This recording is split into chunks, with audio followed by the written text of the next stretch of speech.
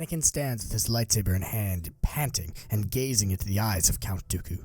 "You'll never win, Count," he says, remembering his time all those years ago battling Dooku. He'd lost his arm on Geonosis to this man, and he'd been humiliated by him, along with that time on Naboo, and that last time when he had escaped while they were trying to investigate the Pikes. Here, in this moment, he wouldn't let that happen again. "I wouldn't be too sure, young Skywalker," Dooku says, smiling. He fires a bolt of electricity towards the young knight, forcing Anakin to hold his ground and deflect the attack. However, his fatigue is showing. Dooku uses force speed to move in quickly, slicing off both of Anakin's legs along with his non-mechanical arm. "Ugh!" Anakin cries, falling to the floor. Dooku smiles. "Twice the pride, double the fall," he says slyly. Have you ever wondered what would have happened if Anakin had been maimed as a Jedi Knight? Well, that's what our buddies at a certain point of view contemplating when reaching out to write this video. So we collaborated with them to brew up a story about that exact scenario. If you enjoy what you see, please go check out their channel and see what else is up there. Now, without further ado, grab your big bowl of Bantha stew and let's dive right into this absolutely bantatacular crossover story of what if Anakin had been maimed as a Jedi Knight. This is part 1, by the way. Part 2 will be coming out at a later date on a certain point of view's channel, so keep your eyes peeled. And if you enjoy what you see, remember to please drop a like and subscribe, as every little bit of support helps the channel. Now, let's actually get into the story today. Anakin and Obi-Wan stand on the bridge of Admiral Yularen's Venator, orbiting the powerful metropolis of Coruscant, poking fun at each other with their normal, healthy banter. They just returned from a mission in the Mid-Rim, and they were both successful in achieving their goal. However, their celebration is short-lived as Admiral Yularen struts to the bridge of their ship, entering with an air of authority. "General Kenobi, Master Skywalker, it's good to see you again," he says, a smile on his face. Anakin shakes his hand. "It's always nice to see a friendly face again," he states. "Unfortunately, I do not come here on a leisure trip, although I would love for the GAR to grant me some leave right about now," Yularen jokes. Obi-Wan smiles. "Oh, trust me, us too," he says. Yularen then continues. "I bring news of another mission that you've been both tasked with." Obi-Wan and Anakin share a glance, smirks edging the corners of their lips. "Another mission, you say?" Anakin asks. "Yes, and this one is in the heart of separatist space," Yularen replies. "Now you're speaking our language," Obi-Wan states, smiling. "What's the mission?" Yularen straightens his shoulders before continuing. "Republic intelligence has reported that there's a secret project on Rexus Prime that's being overseen by Dooku himself. While we are unable to tell what this project is, we have it under good authority that it is incredibly important to the Confederacy military, and it could have the ability to shift the tides of the war further in their favor. We need a small team of special ops clones overseen by seasoned Jedi generals to infiltrate this secret facility on Rexus and destroy whatever it is that they're building there. Are you two up for the challenge?" he asks. "Since when have we been not up to a challenge, Admiral?" Anakin asks cheekily. "I'll do whatever I need to protect the Republic." Obi-Wan nods in agreement. "I'm with Anakin on this one." "Excellent.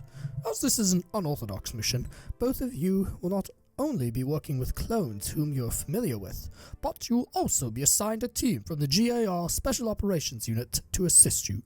General Skywalker, you will be working with Captain Rex and a small crew known as Clone Force 99. General Kenobi, you have been assigned Commander Cody and a squad of clone commandos called Delta Squad. Your mission is to stealthily infiltrate the facility using codes which intelligence agents have gathered and ensure maximum stealth as you move through the base and gather information about this project before destroying it. Is that understood?" Yularen asks the Jedi. "Hear you loud and clear, Admiral," Anakin says. "Excellent. There's a stolen separatist shuttle waiting for you both in the hangar. There, you'll meet your troops as well." After exchanging salutes with the Admiral, the Jedi duo enters the hangar, seeing their seasoned commanders standing alongside the new additions to their team. Rex is with the Bad Batch, and he introduces Anakin to the unconventional bunch of clones. Hunter shakes his hand, and the others size Anakin up, wondering what this Jedi commander will be like. Obi-Wan meets Delta Squad too, trying to leave an excellent first impression.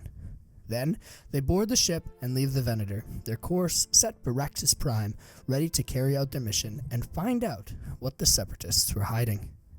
Upon their arrival on the Separatist homeworld, the strange crew is met with a massive Separatist fleet in orbit. "We're being hailed," Hunter says. "Accept the transmission. We don't want to raise any suspicion," Obi-Wan replies. The familiar, droning voice of a B-1 battle droid comes through the speakers. "Please provide us with your clearance codes for landing," it requests. Tech fiddles around in his bag for a moment, pulling out the code cylinder that would provide them with the correct codes to land. "Here we go," he says. "Beaming them your way now," Anakin says, attempting to disguise his voice. This earns some laughter in the back corner from the ship, from Wrecker and Scorch. Anakin smirks, gesturing for them to quiet down. For a tense moment, there's silence on the ship. However, eventually, the crackly B-1 voice returns. "You're clear to land," the droid says. Anakin smiles. "Worked like a charm," he says, maneuvering the starship down towards the surface of Rexus Prime. Anakin and his party land on a small landing pad in the middle of the forest, ready to begin their exercise. Tech pulls up the coordinates for the secret base on his tablet, and he guides the other clones towards the woods, ensuring that the droid patrol logs that he had intelligence that was correct before leading them through the forest. After a brief journey from the landing pad, the Special Forces group finds a small, out-of-the-way entrance to an underground facility sticking out from the ground in a small clearing hidden by trees. "Ah, just as the information predicted," Tech says. Then he moves in, managing to cut through the security on the door with his slicing abilities, beckoning for the Jedi and other clones to follow him.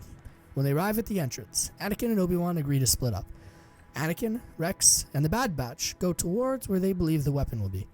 In contrast, Obi-Wan, Cody, and Delta Squad would go towards the main command center of the base to try and destroy it, along with the centralized information about the weapon in the main database of the facility to extract and then take back to the Republic, while simultaneously eliminating it from Separatist hands. Everyone agrees to this plan, including the troops. "Good luck, Anakin. May the Force be with you," Obi-Wan says. Anakin smiles. "Since when have I needed luck, Obi-Wan?" The group breaks, and the meat of the mission begins. Anakin moves through the facility with ease, relying on the expertise of his troops. Tech guides them through the facility with his tablet, informing them of twists and turns in the maze of a base. Hunter uses his unique ability to sense electromagnetic fluctuations in the air to stop his men and predict droid movements, causing Crosshair to effortlessly pull out his rifle and fire at foes. He even does his little trick where he throws the reflective metal patches onto the walls and hits many droids at once with a plasma bolt from his rifle, all while chewing on his little toothpick. "Too easy," Crosshair muses as Wrecker high-fives his quiet teammate. The mission continues to progress smoothly as they move through the base, Tech doing his best to censor the movements of the security cameras by hacking into the system and looping previous footage whenever they pass one. Hunter continues to sense the droids using his abilities, causing the groups to avoid twists and turns that would cause them to stumble into large groups of commando droids or other patrols throughout the facility. Because it's heavily guarded, the Special Forces team has to frequently duck into small crevices to avoid detection, much to the chagrin of Wrecker, who complains that he just wants to blow something up. Soon though, after a significant amount of sneaking around, Anakin's crew finds the door that they're looking for. It stands tall, a monolithic gray structure that towers above them, below the ground. "What do you reckon's in there, sir?" Rex whispers. "We'll find out soon. Now, it's my turn to shine," Echo says, pulling his special mechanical arm and slicing into the door's computer system. "Just like the good old days, eh, Rex?" Rex smiles. "Yeah, just like the good old days." Soon, with his skillful maneuvering through the Separatist systems, Echo manages to open the door, revealing a towering cavern below. It looks like this place was a route to a massive cave system underneath the Rexus forest. "Well, shall we?" Anakin asks, a small smirk on his face. The clones nod, eager to see what lay ahead. As Anakin continues to venture further into the cave, it becomes darker. He can hear the eerie dripping of water nearby, and his lightsaber hums as it illuminates the walls. Something felt wrong. There was something strange about this place. "I've got a bad feeling about this," Wrecker says, brandishing his weapon. He was merely vocalizing the thoughts of the entire group out loud. "Sir, do you think that there's something else down here? What are we looking for? What if this was a trap?" Rex inquires. Anakin keeps his eyes fixed ahead, still smirking. Well, in the words of my wise master, we spring the trap. As they venture further into the cave, Anakin continues to become more and more disquieted. Rex was right. There was something strange about this place. Why would the Separatists be working on a weapon in this mysterious cave system? What could possibly be going on down here? Were they attempting to capture Skywalker and Kenobi? While Anakin had these doubts, he had saved face for the troops, standing by his decision as their commander to continue pushing forward.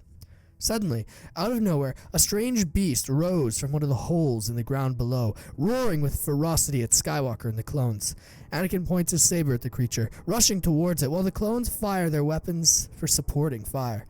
It tries to bat Anakin away with its clawed hands, but the Jedi's too quick for it. He hops onto the large cave dweller's head and stabs the beast directly through the eye. It falls to the ground, dead at Anakin's hands.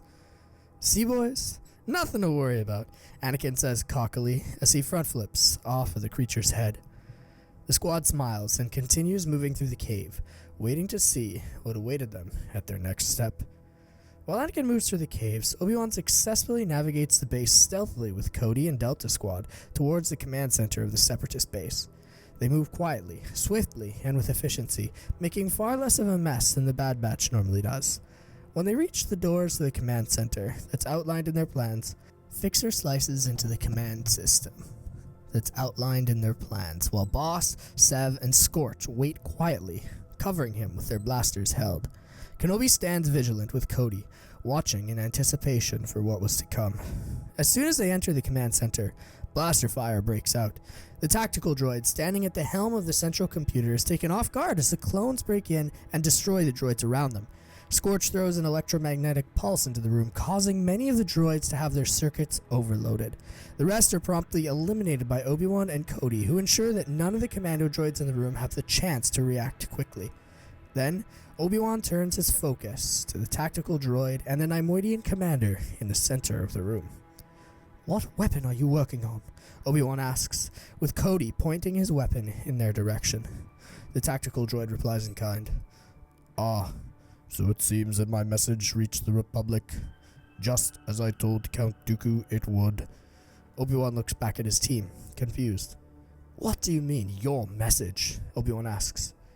"Your clone strategists could never defeat the mind of a tactical droid.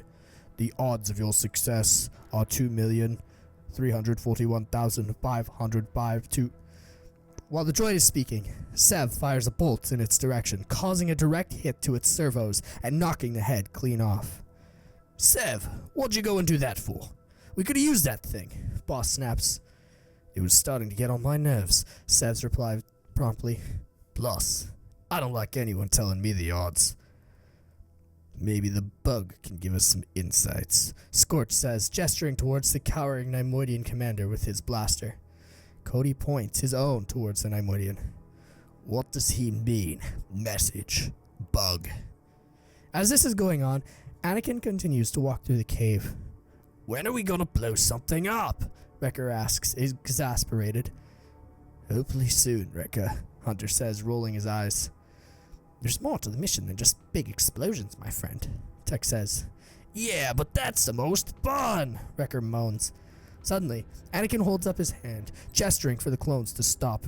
Immediately, they follow his lead, turning onto their alert modes with the efficiency of somebody snapping their fingers. "Something's not right," Anakin states. Then, in a moment of surprise for the clones, a red lightsaber ignites in the darkness, revealing the unmistakable, dignified, well-postured stature of Count Dooku standing before them. His face is illuminated by the eerie red of his saber, and a small grin creeps up the corners of his lips. "On the contrary, young Skywalker, I've been looking forward to this for some time." "Count Dooku," Anakin spits back. "What weapon have you been building down here?" The Count begins to smile even wider. So I see that you received our message.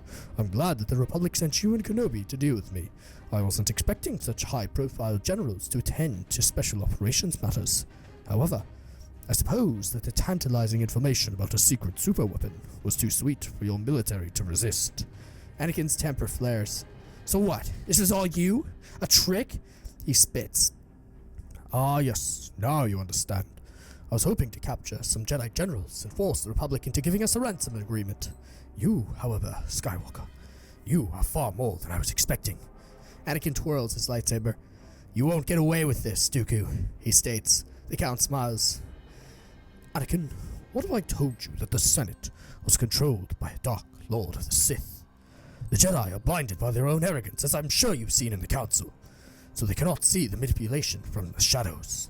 If you join me, we can root out the traitors and rejuvenate the Republic, creating a less corrupt government that truly stands for the people.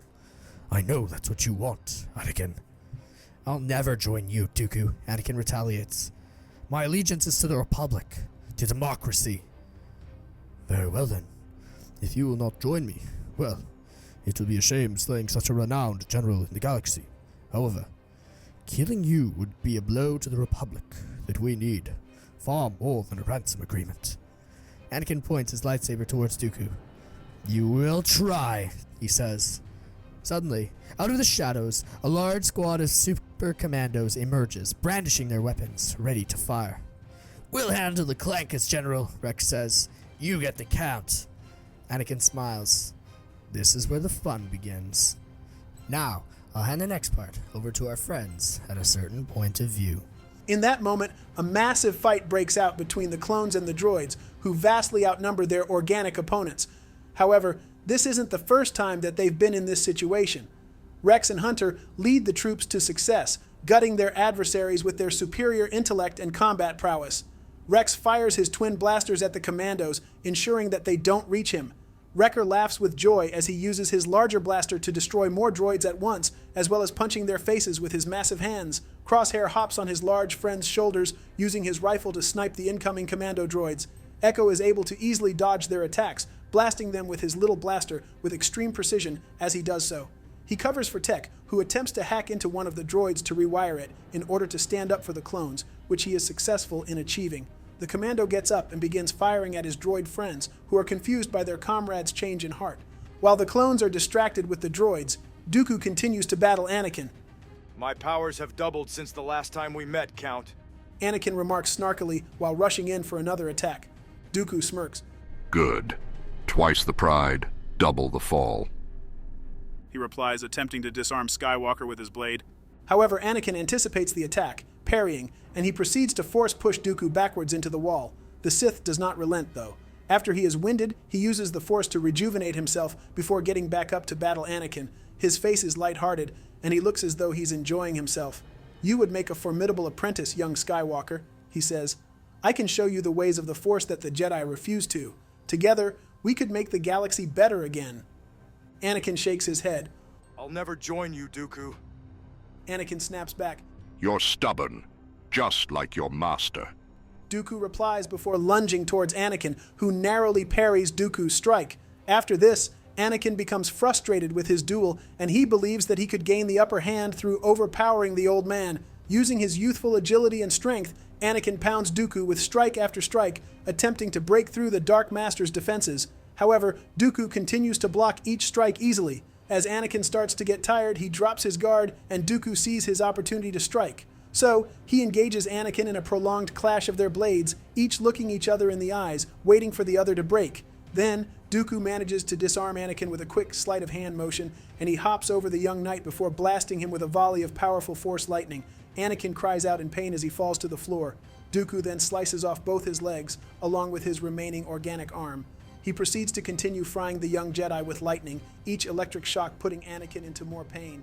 "This is the price that you pay for arrogance, Skywalker. I'm surprised that your master never taught you humility." There's nothing that Anakin can do as he feels his skin being burned by the electricity and his heart races. However, he holds on, not wanting to succumb to the Dark Lord's hand. At that moment, Anakin senses Obi-Wan and Cody entering the room, and he feels his former master push Dooku away from him, causing the Sith to stumble backwards. He hops into the fray, moving in with precision to take advantage of Dooku's own moment of surprise. Before Obi-Wan can engage Dooku, he notices that the Bad Batch has essentially taken care of his droids. Knowing that his base had been hijacked by the Republic forces and that he was surrounded, the Count escapes through the tunnel system that he had come through, also believing that the Jedi and the clone soldiers would tend to their fallen rather than pursue him. A weakness of their kind? He's correct. Obi-Wan rushes to Anakin's side. and he commands the Bad Batch to take Anakin back to their shuttle. Knowing that this whole thing had been a setup, along with the fact that Anakin was now out of commission and that they were in enemy territory, Obi-Wan makes the call to abandon the mission and escape Rexus Prime. He calls Delta Squad and tells them to meet them outside by where their shuttle had landed. The group then escapes, narrowly avoiding droid fire as Anakin rests on Wrecker's shoulder. The troops escape by a mere bantha hair, getting back to their shuttle and jumping to hyperspace as soon as they could. While they had managed to get away from Dooku's trap, the cost had been heavy. When Anakin wakes up, everything is different. He feels himself breathing, not on his own, but with the assistance from a respirator. His vision is tinted by a bizarre blue light, and his limbs don't feel like they used to. Instead, everything feels mechanical. Standing before him is his old master, Obi-Wan, along with Yoda, Mace Windu, and Padmé. Awake you are, Yoda says. Good to see you present. It is, Skywalker. What happened? Anakin asks, his voice a strange, unrecognizable rasp. You were gravely wounded by Dooku on Rexus Prime. Thank the Force we were able to get you to a medical facility quickly, Mace Windu says. Anakin looks down at his hands, and he notices that they're both cybernetic. He also finds that his legs are mechanical, and he feels wires running through his torso. Unfortunately, I had to save you by replacing many of your organic parts with cybernetic ones. It might take a long time for you to recover, but I know that you'll be able to. You're the strongest Jedi that I know, Anakin, Obi-Wan says. Anakin is speechless. He doesn't know how to react. Then, he looks at Padmé. Her eyes are tearful, but they're also full of affection. I'm glad you're alive, General Skywalker, she says. Anakin can sense the adoration in her voice. He feels the belief from those around him. He understands that they care about him, and that he has a community of supportive people that are lifting him up. In that moment, he not only decides to recover quickly in order to resume his duties to the Republic, but also so that he could be the best husband possible for Padmé. In addition, the cocky image of Count Dooku blazes in his mind. Anger boils in his chest as he thinks about everything that the Separatist leader had just stolen from him. Anakin knows that revenge is not the Jedi way, but in that instant, he vows to himself that Dooku would pay for his actions. In his mind, it isn't revenge, it's justice. In that moment, Anakin assures himself that he would get revenge on Dooku for what he had done. Soon, Anakin would undergo even more of a dramatic transformation. He would never be the same man that he was before. Thank you all for watching today's video. I really appreciate the support on this channel, and I support making this dream of growing Bantha Stew possible. Remember, this is just part 1 of a story that will continue on our sister channel's page, A Certain Point of View. If you're interested, please check out that part 2 that will be dropping, and I'll have a special feature in that video, just like A Certain Point of View did in this one. I hope that each and every one of you have an absolutely bantha-tacular rest of your day. And, as always, I hope that you've had your daily, delicious dose of Bantha Stew.